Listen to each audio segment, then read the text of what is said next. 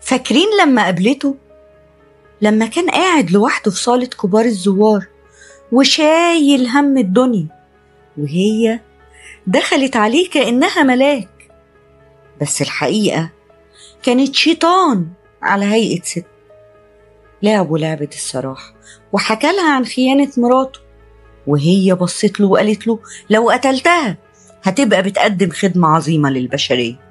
وساعتها كانت أول خطوة في طريق مفهوش رجعة.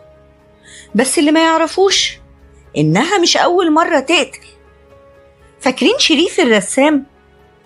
فاكرين باسم اللي مات وهو بيصرخ وبيدور على الحقنة؟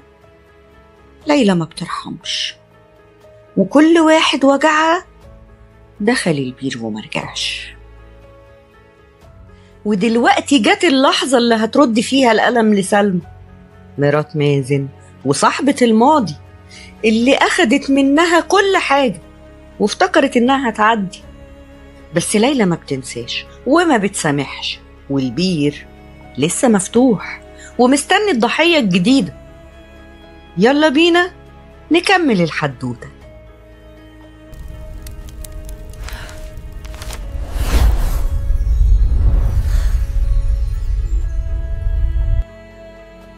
سلمى قالت لمازن إنها زهقت من القعدة في الأوتيل، ولسه شهر ونص على ما الفيلا تبقى جاهزة، وطلبت منه يشوف لها شقة تقعد فيها مؤقتا. مازن فعلا أجر لها شقة قريبة من الفيلا، وكمل مراقبة ليها والعالي. عينه كانت على كل حاجة، كل نظرة وكل حركة. كان عايش بين نارين، نار الانتقام ونار إن عمره ما كان قاتل. التفكير بس لوحده كان بيقتله.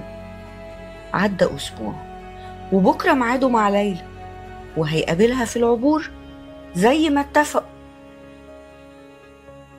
مازن وليلى تقابلوا وحكى لها على كل اللي شافه وعرفه من الأسبوع اللي قضاه في الجون.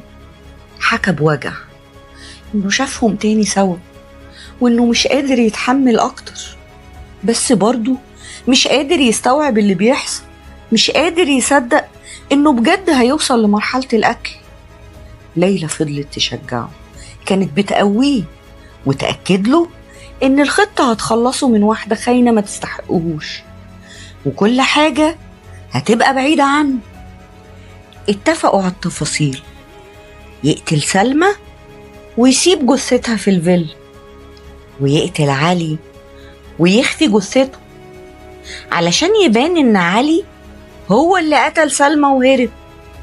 وقالت له أكيد الشرطة هتحقق معاك، بس مفيش ولا دليل عليك.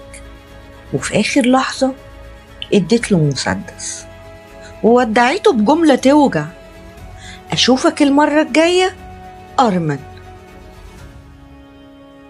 مازن رجع الجونة وقعد مع سلمى يومين في الشقة الجديدة، وبعدين سلمى قالت له إنها مضطرة تسافر اسكندرية يومين علشان تزور أهلها، ووصيته يتابع الشغل على ما ترجع. مازن وافق وسلمى سافرت. وفي ليلة وهو قاعد لوحده في الشقة جرس الباب رن، فتح لقى باشمهندس علي. اتفاجئ من وجوده واستغرب.